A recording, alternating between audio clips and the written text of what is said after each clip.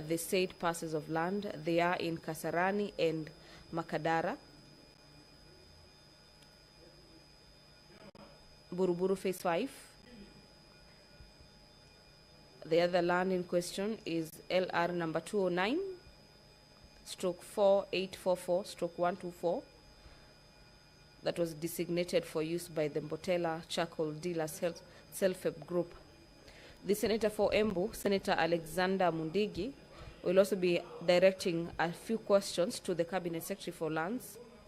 Senator Mundigi is asking the status of the construction of Embu Modern Market and wants the Cabinet Secretary to disclose the timelines for the completion and operationalization of the market. He also wants the CS to provide similar information on all other national government projects for the construction of markets within Embu County and outline measures put in place to ensure that these projects are completed on the time anticipated.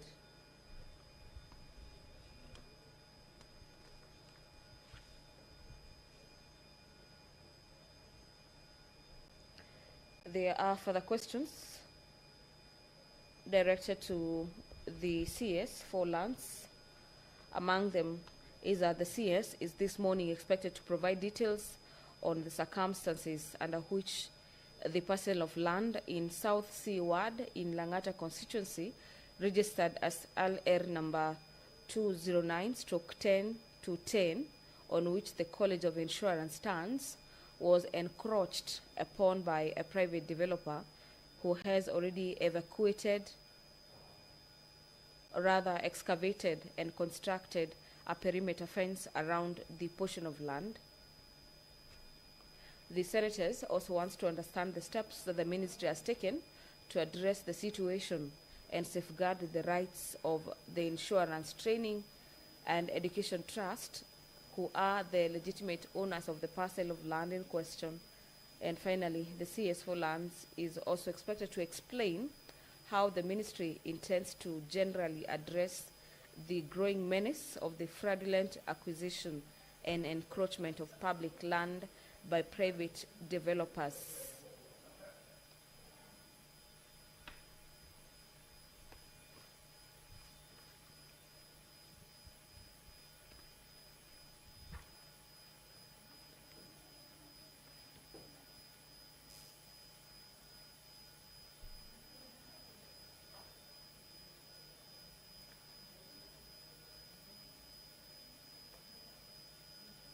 A few minutes past the appointed time for the House to commence business. We are awaiting for quorum to be attained, upon which we'll be handing you over for this live broadcast.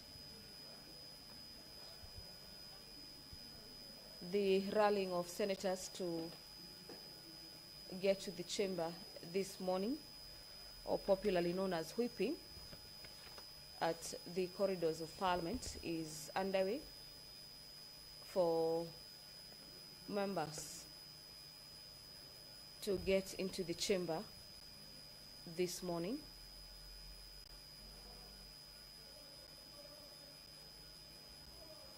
There are a number of resolutions by the Senate that pass on to Standing Orders number 111, subsection 1. The House resolves to cap the time allocated for debate, and the debate on a motion not sponsored by the majority or minority or a committee chair is limited to a maximum of 3 hours, with not more than 20 minutes for the mover, 20 minutes for the majority party official responder, and 20 minutes for the minority party official responder. 15 minutes have been allocated to each senator speaking, and that 15 minutes before the time expires for the debate of a motion, the mover shall be called upon to make a reply in regards to the motion on the floor.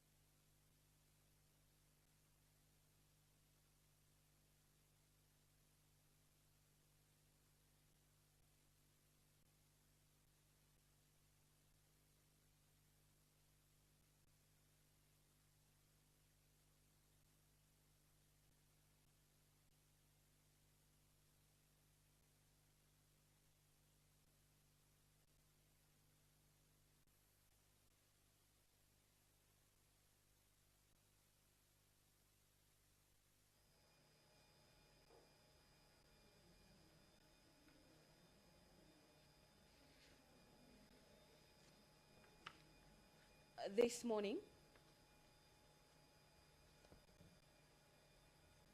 the Senate, away from the consideration of the business that will be directed to the Cabinet Secretary for Lands, CS Alice Wahome, who is set to appear before the Senate this morning. There are other agendas for consideration away from the question time, and a few motions where the senators who had had an opportunity to represent the country in various conferences held in foreign nations will be seeking to have the Senate note the report of their delegation. A number of bills are also lined up for consideration by the Senate. Among them is the County Library Service Senate Bills number 40 of the year 2024 by Senator Joyce Correll, the Labor, Migration and Management Bill number 2, Senate Bills number 42 of the year 2024. This bill is by Senator Tabitha Mutinda, and the Technopolis Bill, National Assembly Bills number 6 of the year 2024 by the Senate Leader of the Majority Party. The County Library Services, the Labor, Migration and Management Bill, and the Technopolis Bill are bills currently at the Committee of the Whole, this being the stage where the House converts itself into a committee and gets to deliberate on these bills deeper in regards to the proposals, and if amendments will be fronted further to further amend these bills. The quorum has been attained. Order, honorable senators, we do have quorum now. The clerk, you may proceed to call the first order, please. Order number 1, administration of oath. Order number 2, communication from the chair. Order number 3, messages. Order number 4, petitions. Order number 5, papers. Order number 6, notices of motion. Order number 7, questions and statements. Now, honorable senators, we expected to have the CS in charge of lands for purposes of responding to 3 questions. Question number 43, 95, and 99. 2 of those questions are by the Senator for Nairobi City County, the Honorable Edwin Sifuna, and the 3rd question is by the Senator for Embu County, the Honorable Alexander Mundege. Unfortunately, the CS in charge of lands has just written a letter which was received last night at 7 p.m. indicating that she'll be out of the country and therefore will not be able to attend today's plenary for purposes of responding to these questions. That being the case, and her being the only CS who was scheduled to appear today during this question time, it means therefore that we will not have the question time this morning. That is the sad reality. So we will proceed with the other business as contained in the order paper. Hopefully the movers of these businesses are in the chamber so that we can dispense with quite a number of reports for delegations that traveled outside. I think this will be a good moment for us to adopt this report and get them out of the order paper. Some of them have been appearing in the order paper for quite some time. So, honorable senators, that is the situation.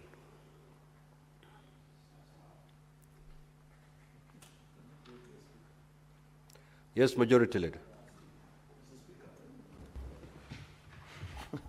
No, I was reacting to what my whip was saying because I heard him say sawa sawa. And I was saying it cannot be okay. Mr. Speaker, this is an institution. You cannot write to us at 7 p.m. for an appearance of the following day. In fact, so serious is this matter, Mr. Speaker, that I have taken the trouble to attend a cabinet retreat chaired by none other than the President and raise this issue. That as an institution, how do you expect us to function if barely a few hours to your appearance before Parliament, you're writing to us letters? To do what? Alice Wahome needs to know she's no longer the Member of Parliament for Kandara. She's a Minister of the Republic of Kenya. I have seen the letter, Mr. Speaker, purporting that she has traveled out of the country. Did she just realize last night that she's traveling out of the country? This is serious contempt against Parliament. The unfortunate thing, Mr. Speaker, is that the power is with us, but we have refused to pass that report, Mr. Speaker, which you are aware. And Mr. Speaker, allow me to put you also on the spot, because you are the chairperson of Powers and Privilege Committee. You know very well that we passed a report in this House that stated that failure to honor parliamentary appearances, including question time, particularly on such a serious matter as this, Mr. Speaker, should attract some form, Mr. Speaker, of fine or something, Mr. Speaker, so that people don't treat this House with that kind of contempt. I know there are many people, because I've seen conversations from the other House saying, oh, what are ministers going to do in the Senate? Does it even include Minister for Lands? A function that is nearly 100% devolved, Mr. Speaker. So, Mr. Speaker, I want to urge, with tremendous respect to you and the members who serve in the Powers and Privilege Committee, we have already passed that report in this House. It is you to adopt and guide the House so that you lead us to do the necessary amendments that we need to do so that people begin to treat this House with the seriousness that it deserves. It is not wrong not to appear, but at least give us the notice in good time. The CS for Agriculture was supposed to appear today. He sent a letter 1 week ago. And when we sat yesterday in SBC, we said, okay, sufficient notice and time has been given. We can plan ourselves accordingly. But at 7 p.m., hardly 12 hours, Mr. Speaker. Therefore, I want to request of you, Mr. Speaker, and the team that you lead at Powers and Privilege, rescue us from this kind of embarrassment that we find ourselves in every other Wednesday morning. I thank you. Senator for Nairobi City County. Yeah, Speaker, let me just join the majority leader in expressing my disappointment. Speaker, if you look at the matters that we were to have conversations with the minister today, Nairobi is under attack from land grabbers. These are matters that are urgent. If you look at the order paper, Honorable Speaker, the College of Insurance in South Sea has been grabbed. The College of Insurance in South Sea. As we speak right now, they don't even have access to the college because the land grabber has fenced off the place. We are talking about land in Mbotela, land in Kasarani, Makadara, a playground in Buruburu Phase 5. My expectation was the minister would treat this one as urgent. Because you remember the last time, and to her credit, Honorable Speaker, she has been of help to the people of Nairobi before, when Tomboya Social Hall had been grabbed. If it was not the statement that was made here in the Senate to revoke that title, that land was gone. She must treat these issues with urgency. It is one thing, you know, there are certain dockets, I think, that as a minister, you must know that these are matters of life and death. Things to do with health, Honorable Speaker. Things to do with land. Here in Nairobi, we are under siege. So we really need this minister to come through. And this is the only avenue we get to be able to have these conversations with her. We have lamented here before. We have expressed outrage before that the manner of communication, because all of us in leadership have had opportunity to travel. This travel is planned weeks, months in advance. You have to get visas, clearances. It is not a surprise. And we as a Senate do our best to write in good time to the people that we need to have conversations with here so that they can be able to tell us, oh, by the way, in 2 weeks' time, I will not be in Nairobi and will not be able to join you in the sitting. So it is a bit contemptuous. It is a bit contemptuous, and I've also not seen the written responses from the ministry. Honorable Speaker, these are urgent matters. Even if she was not able to come, let her give us written responses so that we are able to know what is the situation with these parcels of land. We cannot afford any more time lost because, as I have said, we are under siege in Nairobi. So with those many remarks, Honorable Speaker, I think this one was a great disservice to us as a people of Nairobi, given how urgent these matters were. Thank you, Honorable Speaker. Thank you. I want to believe that maybe even the reason for her not appearing is not the traveling issue. I think the responses were not ready because according to our rules and procedure, the written responses must be filed 12 hours before appearance of the CS. We have not received any communication in that regard from the CS. And the only thing we are told is out of the country. So I want to believe otherwise. Senator Enoch. Thank you, Mr. Speaker. When I heard Senator Kakamega saying ni sawa sawa, it's a very heavy statement, Mr. Speaker. It speaks of a house that are just given up. You know, you just, whatever happens, then happens. If it doesn't happen, it doesn't happen. Mr. Speaker, we, you know, the majority leader has a latitude to try and say he is putting the Speaker on the spot. A lot of us may not have that latitude. But the Speaker, you know, this thing has happened before, many times. And you seated on that chair, Mr. Speaker, you have given direction on what we should do. And perhaps that is why Senator Kakamega is saying, ni sawa sawa. Because you've told us, and we have agreed with you, we should stop lamenting and take action. The action, the Speaker, is provided for in our standing orders, and we have attempted to take that action, the Speaker. We have attempted to censure these cabinet secretaries. The last request, the Speaker, for a motion of censure was by the Senator of Kitui County, Enoch Wambua, against the CS in charge of Treasury. The Speaker, to date, that request is still in your office. The Speaker, we are suffering. Maybe these colleagues of mine have not told you. Maybe the chairman of Liaison, who is the deputy speaker, has not told you that committees of the Senate are suffering. That now even governors will have to choose whether they want to appear or they don't want to appear. Because, Mr. Speaker, a precedent is being set, a very bad precedent. That somebody can wake up in the morning and write to a committee of the Senate or the plenary and excuse themselves from appearance, and it is okay. You know, it is okay. They can just go and do whatever they want to do. Mr. Speaker, find it in your heart to bite the bullet and allow one or two of these cabinet secretaries to be censured by this House. Perhaps that will send a stronger message to them that appearing before the Senate is not a matter of choice. The Speaker, as I conclude, you remember when we started these morning sessions, we had a lot of debate around it. Personally, I had my own reservations about it.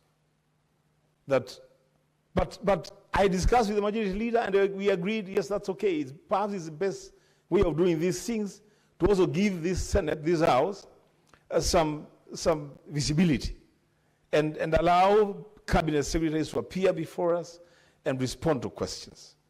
The Speaker, it cannot be their choice. It cannot be them deciding when to appear and when not to appear.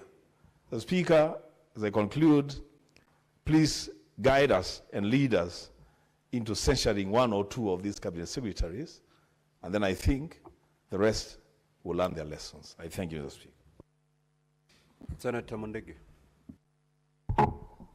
Asante Bwana Spika kwa kunipa nafasi niweze kuchangia mjadala wasiri wale ambaye walikuwa nafaa wakuje tuwaulize maswali siku ya leo. Bwana Spika, mimi naunga mkono majority kwa yale amezungumzia, na pia Senator ambaye Wambua Kitui yale amezungumzia, kwa sababu nakumbuka vizuri Bwana Spika, wakati tulipitisha magavana 47 na pia mawaziri 22 wawe wakitembea kwa hiki kikao ama kwa pahali popote wamekuwa wameitwa, tumeona utendaji wa kazi wa mawaziri ama gavana na pia wale wafanyikazi, vile kazi inafanyika vizuri.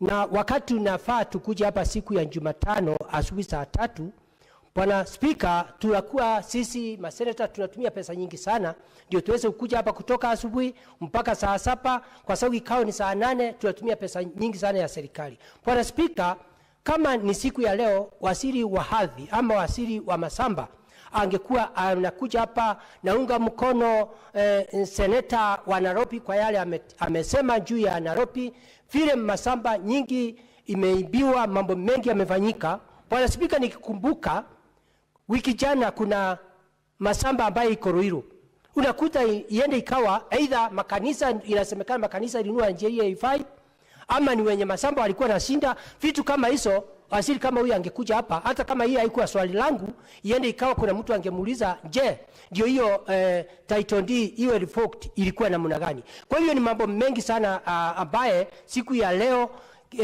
watu wa Kenya wangetaka kujua, kwa sababu wakati Bwana Spika mtu ameomba pesa kwa bank kama ni milioni 200 ama milioni 20 na amejenga nyumba na baadaye usikie hiyo nyumba sio yake ama samba imerudi kwa wenyewe, ni kitu aibu sana. Kwa hiyo Bwana Spika, mimi naunga mkono, kama kuna njia ile inafaa utuelekeshe tuweze kusukulia governors wale watakuwa kuja kwa vikao, ama pia mawaziri wale watakuwa nakuja hapa kuwauliza maswali. Kwa hiyo Bwana Spika, mimi naunga mkono, tuweze kuona tutaendea mna gani ndio tuweze kusaidia mwananchi wa Kenya njia ile inafaa. Ni mimi Senator wa Embu County Alexander Mwinyi Mudigi. Asante Bwana Spika. Senator Wafula.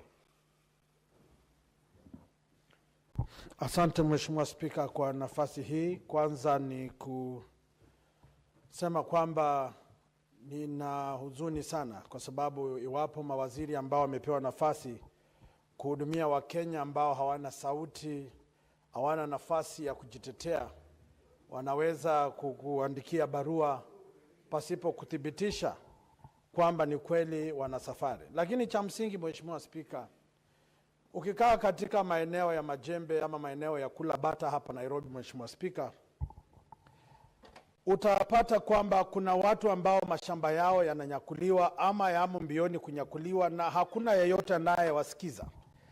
Na hivyo basi ningeweza kujihusisha na matamshi ya Mheshimiwa Seneta wa Nairobi kwamba waziri huyu lazima ajue kwamba Wakenya wana haki ya kupata huduma. Huenda yeye ana haki ya kumiliki mashamba yake, lakini kuna watu wanapoteza urithi wao kwa sababu ya matapeli katika sekta ya ardhi. Sasa naomba jumba la Senate, waziri kama huyu Mheshimiwa Spika anyolewe kwa chupa Mheshimiwa Spika, na ili aweze kuwa na adabu kuhudumia Wakenya. Changamoto hizi za ardhi Mheshimiwa Spika hazipo Nairobi peke yake. Kwangu Bungoma Mheshimiwa Spika, wengi wazee, mayatima, wajane, mashamba yao yananyang'anywa, mashamba yao yanachukuliwa na watu ambao wana ushirikiano mkubwa na maafisa katika sekta ya ardhi. Katika mkutano wa jukwaa la usalama kule Bungoma Mheshimiwa Spika, niliweza kurai waziri wa usalama Mheshimiwa Murkomen kwamba idara za ujasusi DCI na idara za kupambana dhidi ya ufisadi lazima vile vile zimulike katika idara ya ardhi Mheshimiwa Spika. Baadhi ya watu wanafanya katika idara ya ardhi Mheshimiwa Spika wana mashamba Kenya nzima, na ukiuliza stakabadhi kudhibitisha walinunua lini, mashahidi walikuwa kina nani, hawapo. Na hii ni ishara kwamba hawa watu wananufaika kwa kutojua kwa Wakenya. Tulikuwa na michezo ya Afrika Mashariki kule Mombasa Mheshimiwa Spika, na unapopiga gumzo na wenyeji wa Mombasa, wengine vile vile wanashuhudia kwamba mashamba yao yamechukuliwa na maafisa katika serikali ama walio na marafiki katika serikali. Sasa sitaraji tena waziri ataitwa hapa alafu atuandikie barua kwamba anaenda ng'ambo. Iwapo hataki kazi, Mheshimiwa Spika, tumruhusu aende na asirudi, ili tumchague waziri mwingine na tufanyie kazi. Na mwisho, kuna idara ya ardhi katika kaunti zetu.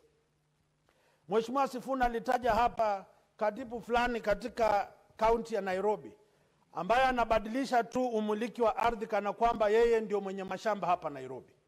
Lazima kukuwe na mfumo ambao utabainisha nani anapeana mashamba kisheria, na iwapo kuna kubadilisha wale wanaomiliki mashamba haya, nyenzo zipi zitafuatwa ili pasiwepo nafasi ya wale wanaofanya katika serikali za kaunti kugawanya ama kujigawa mashamba ilhali wenyewe hawana maeneo ya kuburudika ama kuwekeza. Nikimalizia, marehemu mbunge Lawrence Sifuna aliongoza jopo la kuangalia mashamba ya umma kule Bungoma. Ripoti iliandikwa, Mheshimiwa Spika, ikapelekwa katika bunge la kaunti kule Bungoma, na hapa katika jumba la Senate nikaweza kuuliza ripoti hiyo imefika wapi. Mpaka leo, Mheshimiwa Spika, idara ya ardhi katika serikali haijatupa majibu. Na sisi tunajua nyunyila zinasema Bungoma mashamba ya umma ni zaidi ya 1325. Itakuwaje watoto washindwe kupata maeneo ya kujiburudisha, kufanya mazoezi, maeneo ya majukwaa ya kukuza talanta, ilhali watu wamepigiwa kura, wana nafasi ya kuhakikisha kwamba mashamba ya umma yanadhibitiwa, yanalindwa kwa sababu ya vizazi vijavyo. Sasa mimi naomba jumba la Senate likiongozwa nawe, Mheshimiwa Spika, wakati umefika tusimame kidete na tumtetee mnyonge. Asante Mheshimiwa Spika. No, honorable senators, we will rest it at that. But let me say this to the majority leader. You do not need the report, or you do not need the Committee on Powers and Privileges to bring sanity in this area. In fact, the consequences of non-attendance are actually contained in our standing orders, especially Standing Order 51D. And I'll read it.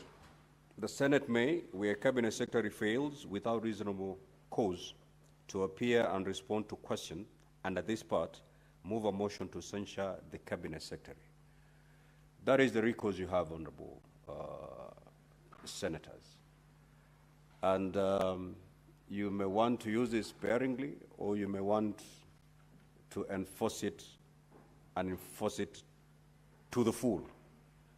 Because I've heard your frustrations, your concerns, and the only way you can bring discipline in this area is to invoke Standing Order 51D. I don't see this a better way of bringing discipline in this area other than invoking the provisions of Standing Order 51D. So kindly be guided. We will now move to the next order. Clerk.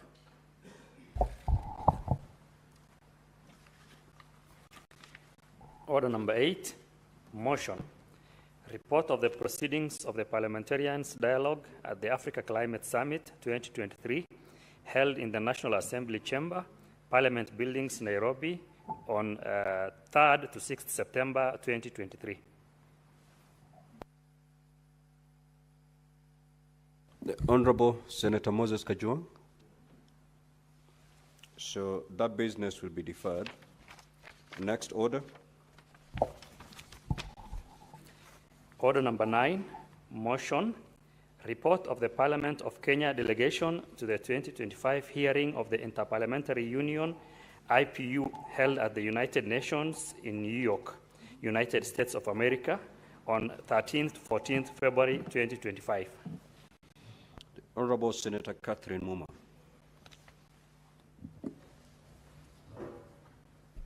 Thank you, Honorable Speaker. Just a moment.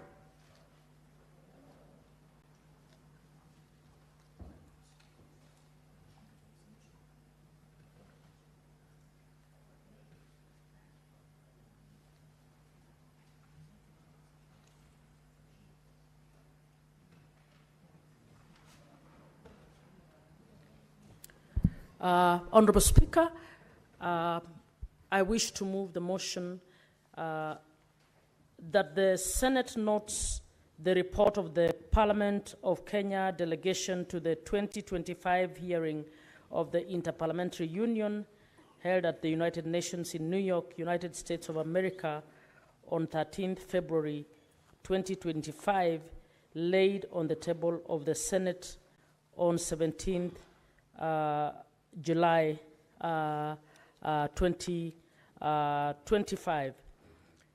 Honorable Senators, Honorable Speaker, the annual parliamentary hearing of the United Nations is organized in close collaboration with various bodies, and its importance resides in the active contribution to developing working papers on matters at hand, highlighting the parliamentary dimensions of these issues in order to enable parliamentarians to better understand decision-making mechanisms. The deliberations during the two-day session in New York, the IPU gathered the main program. The meeting comprised of the main program with 7 sessions, and that is provided for in this report. The hearing included 7 interactive discussions featuring panels of experts, topics as international trade, debt, taxation, overseas development, assistance, and others. And the discussion was the opening discussion focused on issues of the deep challenges relating to the SDGs and the mobilization of political will to ensure that SDGs are implemented by member states of the United Nations. Without going through the entire report, honorable members, what came to pass is that as members of parliament, as we implement various and discuss issues of development in our own country, we are called upon to also take cognizance of the international obligations that we have and to use parliament as a way of oversighting implementation of these international treaties and obligations by not only citing or holding the executive accountable to the obligations made on behalf of Kenyans, but by also measuring whether it is the Committee on Education, Committee on Health, or any other committee, to ensure that even as we carry out our oversight roles, we are able to also audit those sectors against our obligations within the SDGs. As is usual, the meeting called upon the member states to help address the challenges around the SDGs and to get their own states to move the pin in terms of the implementations of these obligations. Thank you, Honorable Speaker.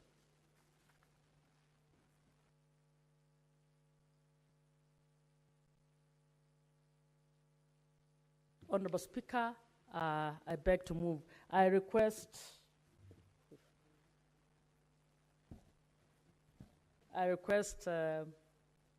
Senator Mungatana to second for me. Thank you. Thank you, Mr. Speaker, for giving me the opportunity to second this motion. Mr. Speaker,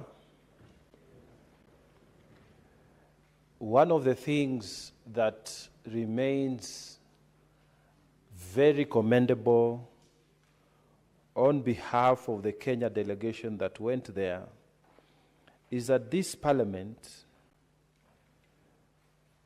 has continually maintained its presence at the international level. And Mr. Speaker, I want to commend the Honorable Senator Catherine Muma together with the delegation that comprised of members of parliament from the National Assembly and our own senators who attended the deliberations. Mr. Speaker, being in those international fora helps us to understand what perspectives the world is taking on very important global centered decisions that need to be made and how they are being implemented. Mr. Speaker, one of the critical things that was being discussed here is how parliaments are supposed to find financing for the Sustainable Development Goals. And unfortunately, Mr. Speaker, if you look at the report, you will see that only 17% of these goals, the SDGs, were on course towards attainment. Mr. Speaker, the world sits down, Kenya being part of it, we make decisions and we say we are going to fight poverty, we are going to reduce financial burdens on countries, and so many of those goals are set up at the international level. Then, Mr. Speaker, many years later, the very leaders who set up those goals are not able to follow through. And here we are told that the Sustainable Development Goals report of 2024 reveals that only 17% of the SDG targets are on track, which means, Mr. Speaker, maybe sometimes we need to ask ourselves, where are we going as a part of the world nations, as part of the world of nations? So, Speaker, I watched with consternation when President Trump took to the floor in the ongoing United Nations General Assembly meeting. And Mr. Speaker, he criticized, and a lot of the media afterwards were on his case. He criticized the fact that the United Nations is not doing what it was meant to do. The United Nations is not hitting the goals. In fact, he went on to say he himself, as a president, he has managed to do more by stopping at least 7 wars for the time that he has been in office, and the United Nations did not help him, did not even help him to tie out the remaining issues around those 7 wars. Whether those claims were true or not, because he didn't list what he was talking about, the fact of the matter is that the US, since the new administration of Trump took over, decided to defund a lot of the United Nations activities that hitherto were funded by the United States. And Mr. Speaker, it brings, therefore, to question, when we set these goals and then only 17% of them are achieved so many years later, we need to ask ourselves, is there a better model that we can follow for us to achieve global peace, eradication or reduction of poverty, climate change goals? What do we need to do? And Mr. Speaker, in as much as these deliberations at this 2-day session in New York did not give a concrete way forward, what I think needs to be done, Mr. Speaker, is to start thinking regionally. Maybe, Mr. Speaker, Africa can have its own solution.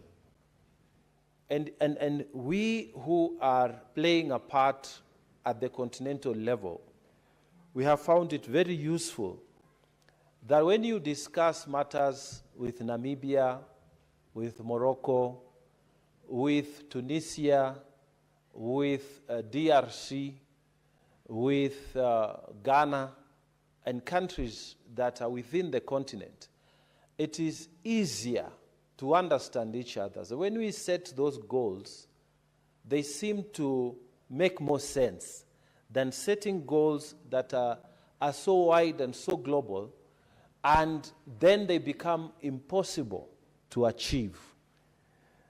Mr. Speaker, I want to say, though, that even as we move towards making global decisions, I think they should and ought to be guided by continental standards, so that as Kenya is going to these IPU sessions, as Kenya is going to these sessions to discuss various global things, we need to have had our own sessions first, so that we can present our position as Africa, we can present our position as East Africa, in the sense that, for me, this will help drive more achievable goals that will help the world move forward.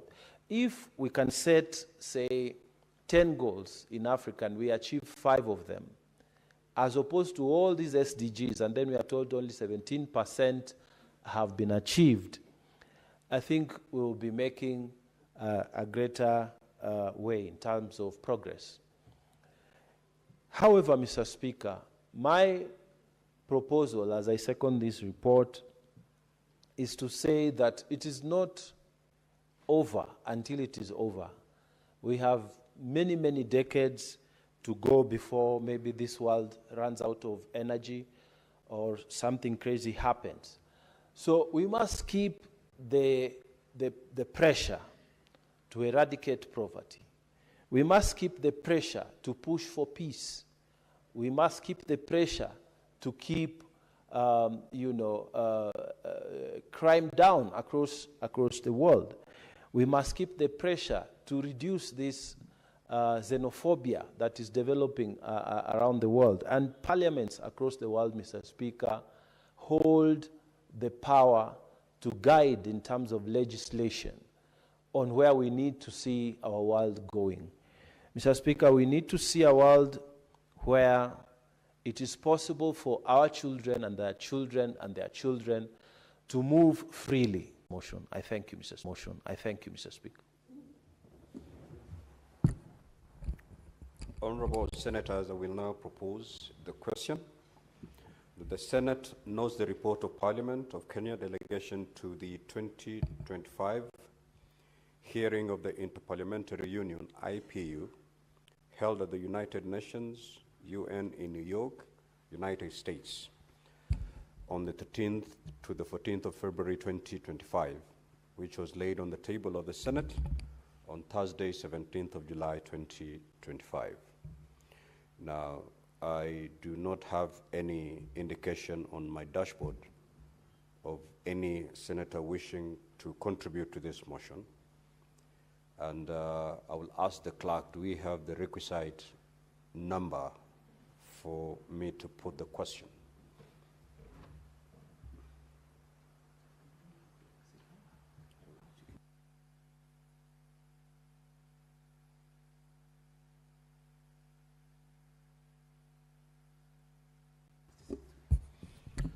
Okay, so then I will allow the mover of the motion to reply. And thereafter, because we don't have the numbers, the requisite numbers to vote, we'll defer the putting of the question.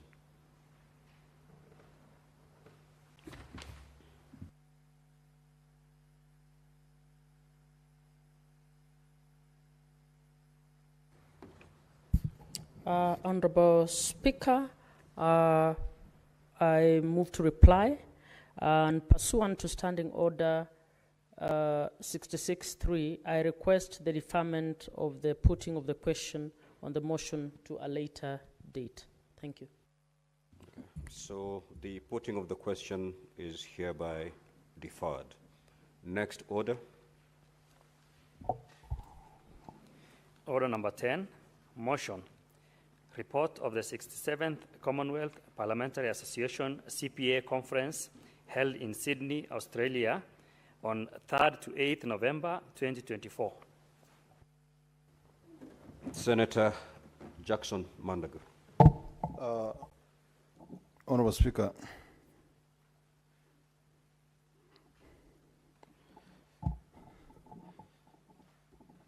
Honorable Speaker, I wish to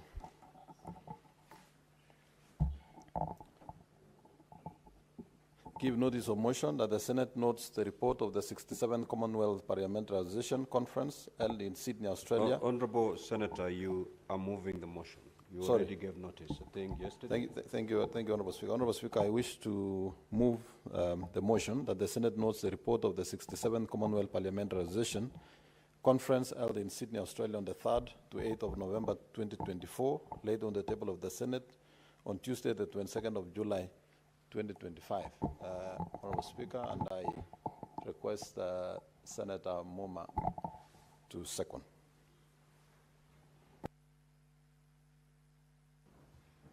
Honorable Speaker, I wish to, this was a conference, I beg to second this motion. It is, this was a conference of the Commonwealth Parliamentary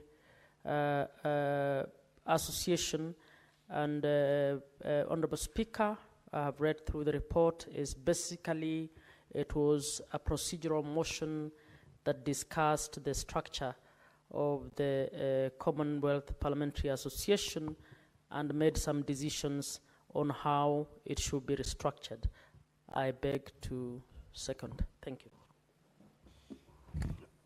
Honorable Senators, I will now propose the question that the Senate knows the report of the 67th Commonwealth Parliamentary Association Conference held in Sydney, Australia on the 3rd to the 8th of November 2024, laid on the table of the Senate on Tuesday, the 22nd of July 2025.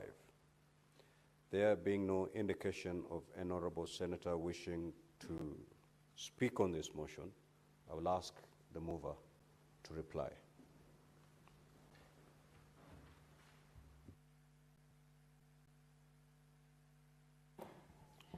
Honorable Speaker, I wish to reply and request that the putting of the question be deferred the next session, Honorable Speaker. Very well. The putting of the question is hereby deferred. Next order. Order number 11, motion, report of the consultative meeting of the Executive Committee of the Forum of Parliaments of the Member States of the International Conference on the Great Lakes Region, FPICGLR, held in Kinshasa, Democratic Republic of Congo, DRC, from 22nd to 24th January 2025. Senator Hezena Lemalentian.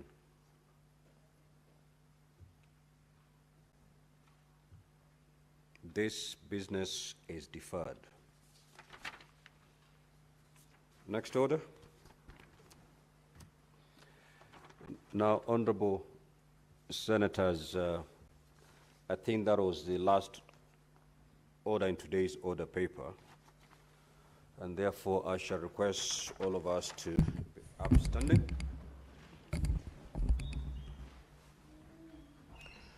Honorable Senators, there being no other business in the order paper, the Senate stands adjourned until later today, Wednesday, 24th of September 2025 at 2:30 p.m.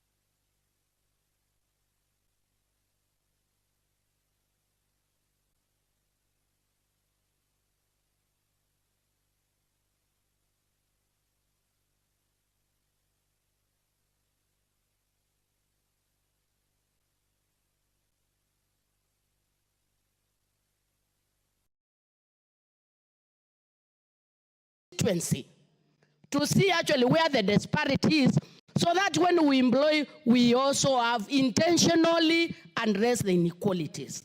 Honorable Speaker, I looked at the marking scheme of the interviews. And I know that it is demand-driven, but if you look at the bias towards science subject, the social teachers are completely marginalized, because that scheme already gives the other sectors 40 marks ahead of anybody. If you are given 40 marks ahead of the other people, of course you will actually fail. And unless as a government we develop a strategy of where else we are observing the social science teachers, then I think it's unfair to look like it is not our responsibility in this particular country to take care of the trained teachers. If the teachers cannot actually fit in school, then we should create other avenues where the teachers should be employed, and especially those who have done social sciences. 40 marks ahead is completely throwing them out of the market. And I think it's not fair for any country to do that, because all those are our people. Honorable Speaker, I think also another thing to check is the issue of the promotion with the teachers. I think this is also having a very big gap. You realize, like in most areas, people are qualified, but they never get promoted. While in other areas, you get the people promoted. I think we need to have a resemblance of equity in this particular country. Because I don't think in this country we have areas where people have not been educated. The issue of saying this area do not have people educated is a thing of the past. Even in Turkana now we have enough teachers to employ. I think it's important that the spirit of equality, equity actually prevails in the sector of education. Otherwise, thank you, Honorable Speaker, for giving me the opportunity. And this is a sector we cannot ignore, Honorable Speaker. It is what we wake up every day. Every day we wake up on issues and education. And I hope the committee gives it the necessary focus. Thank you, Honorable Speaker. Thank you, Honorable Zamzam. Member for Mombasa.